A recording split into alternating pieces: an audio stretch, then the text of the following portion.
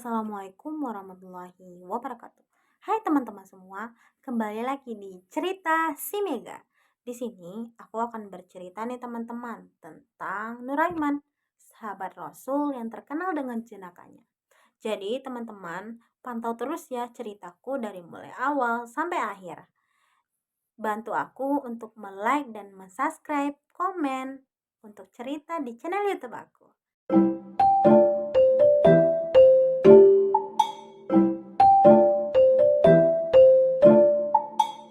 Kita masuk ke ceritanya. Aku akan memperkenalkan nih, siapa sih Nur Aiman itu? Nur Aiman bin bin Arafah adalah sahabat Nabi Muhammad SAW yang terkenal karena kekocakannya, kejahilannya, kekonyolannya. Tetapi ini teman-teman, beliau ini adalah seorang yang kreatif. Beliau termasuk dari kalangan kaum Ansor alias warga Madinah asli. Beliau ini termasuk sering membuat Rasulullah tertawa sambil terpingkal-pingkal dan tersenyum lebar. Kendati sering gemal usil dan melucu. Nur Aiman ternyata seorang mujahid sejati karena namanya tercatat dalam Ashabul Bar karena ikut terlibat dalam perang Badar bersama Rasulullah dan para sahabat lainnya. Dan Nur Aiman ini pernah menjadi seorang pemabuk yang ketagihan harap semasa zaman Rasulullah nih teman-teman. Beliau telah ditangkap dan Nabi telah mengarahnya. Terkadang beliau juga sering dipukul karena tidak bisa diarah. Beliau juga ditangkap untuk kedua kalinya dan kemudian dipukul lagi. Karena tidak kapuk nih teman-teman, Nabi mengarahkannya supaya dipukul dengan kasut. Apabila beliau masih saja tidak berhenti minum, Rasulullah akhirnya berkata, "Jika dia kembali meminum arak, maka bunuhlah dia." Ternyata Nur Aiman itu juga seorang sahabat yang sangat setia dengan Rasulnya. Jadi, kita akan kembali lagi ke cerita selanjutnya.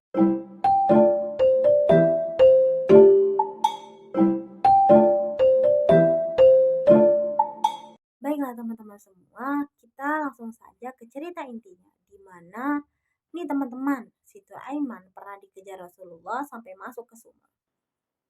Alkisah, suatu hari Rasulullah SAW pernah kedatangan para tamu yang ingin mengenal lebih dekat tentang agama Islam.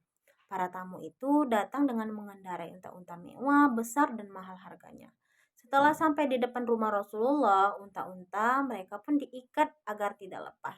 Para tamu ini langsung disambut ramah oleh Rasulullah SAW. Mereka kemudian diajak masuk ke dalam rumah Rasulullah sambil berbincang tentang seputar agama Islam. Kala itu, rumah Rasulullah dijaga oleh beberapa sahabat, diantaranya yaitu Sayyidina Hamzah, Umar bin Khattab, Ali bin Abi Thalib, dan Sa'ad bin Abi Waqqas. Mereka berjaga di depan rumah Rasulullah sambil duduk dan ngobrol bersama. Nah, tak selang beberapa lama, datanglah nih si Nur Aiman menghampiri mereka. Tidak heran sih teman-teman kalau misal Nur Aiman sering mendatangi rumah Rasulullah karena Nur Aiman sangat dekat dengan Rasulullah SAW. Nur Aiman tadi pun bergabung bersama keempat sahabat tadi dan ngobrol sambil bercanda ria. Sayyidina Hamzah pun berkata kepada Nur Aiman, "Hei Nur Aiman, kamu lihat unta tamu yang datang dari luar Arab itu?"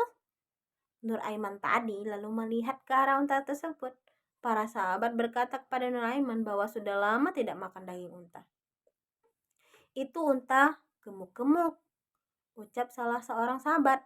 "Ya, gemuk dan besar.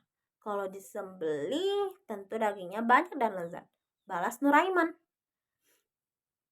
"Nah, emang kau berani menyembelihnya?" tanya Sayyidina Hamzah. "Beranilah, kalau syaratnya kalian jangan bilang kepada Rasulullah," jawab Nur Aiman yakin.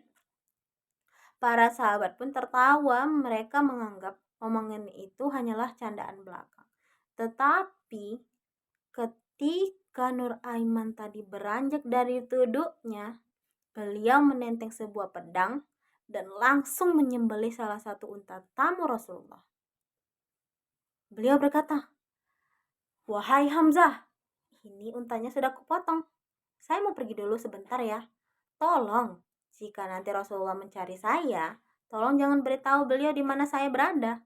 Nanti, kalau dalam keadaan sudah aman, ayo kita masak dan makan bersama." Ujar Nur Aiman yang membuat para sahabat tadi terkejut tiba-tiba. Selanjutnya, Nur Aiman pun pergi begitu saja dan meninggalkan para sahabat tadi yang berjaga di depan rumah Rasulullah semakin membuat kebingungan. Mereka bingung harus berkata apa kepada Rasulullah apabila beliau keluar. Mereka khawatir nanti dibilang tidak bisa menjaga keberadaan unta milik tamu Rasulullah Shallallahu Alaihi Wasallam.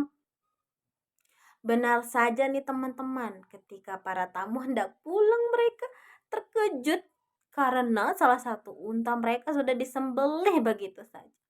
Mereka pun mengadu kepada Rasulullah. Para sahabat terdiam dan salah satu sahabat berkata, "Itu ulah Nur Aiman ya Rasul," ucap mereka. Selanjutnya Rasulullah SAW memerintahkan Umar bin Khattab untuk mencari pengganti unta milik tamunya dengan ganti rugi yang sepadan. Setelah urusan dengan tamu selesai, Rasulullah dan para sahabat kemudian kompak untuk membalas perbuatan Nur Aiman. Mereka pergi mencari keberadaan Nur Aiman ke berbagai penjuru kota Madinah. Sedangkan si Nur Aiman tadi berlari dia menuju pembatasan kota Madinah. Dalam pelariannya, Nur Aiman bertemu dengan sahabat Nabi yang bernama Al-Miqdad ibnu Aswad. Pada saat itu Al-Miqdad sedang menggali sumur. Nur Aiman pun dengan pujiannya dia berkata kepada Al-Miqdad, "Wahai sahabat Rasul, kamu orang yang pernah ikut perang Badar. Kamu orang yang hebat," ujar Nur Aiman yang merayu Al-Miqdad. Al-Miqdad pun tersenyum keheranan. Namun begitu Nur Aiman berbicara manis lagi, ia sadar pasti nih orang ada maunya. Tolong aku. Ini lagi dikejar oleh orang jahat. Tolong selamatkan saya.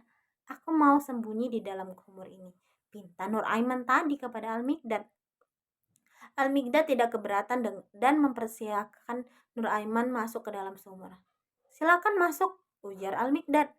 "Nanti kalau ada orang yang mencari saya, tolong jangan beritahu ya, siapapun orangnya, walaupun itu Rasulullah sekalipun," pinta Al-Miqdad.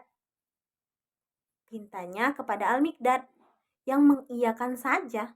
Dia berpikir, mana mungkin juga Rasulullah datang ke tempatnya itu.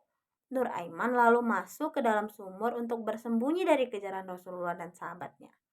Tidak berselang lama, datanglah Rasulullah bersama para sahabat. Sudah barang tentu Al-Miqdad kebingungan. "Ya Rasulullah, ada apa ini?" tanya Al-Miqdad kepada Rasul. "Kami sedang mencari Nur Aiman. Di mana dia? Tahukah kamu?" jawab Rasulullah. Al-Miqdad lantas kebingungan.